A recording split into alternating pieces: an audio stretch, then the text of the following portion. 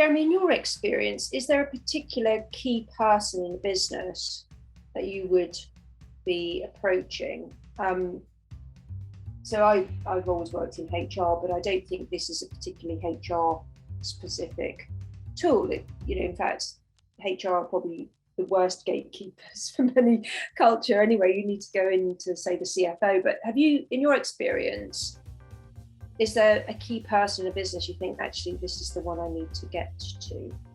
I've probably had more success talking with team leaders over HR people, because the team leader, ultimately, they'll have KPIs around the health of their team, the performance of their team.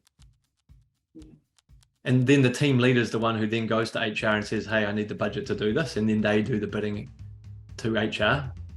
That doesn't mean I haven't worked a lot with HR leaders, because especially when it comes to like quarterly strategy days, team days, senior leadership teams, often the HR person will be the one who's responsible for working with the CEO to deliver those. And so then the CEO or the chief executive isn't the gatekeeper of that. That will then be the HR person. So if I think about some of the big construction companies I've worked with, I wasn't working with the chief executive. I was working with the HR person who was designing the day that I was then invited in to be part of. But the team leader tends to be the most influential person because they're responsible for the performance of the team, and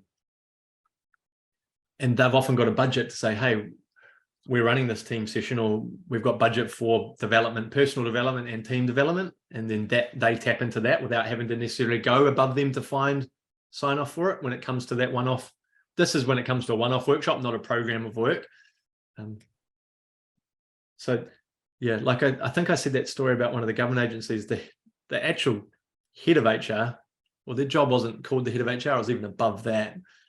They didn't want to know about it because they were involved in these other high-level programs they were running, but I would have worked with 7 or 8 different teams within that organization, focusing on the subcultures of those teams, and that was working with the team leader.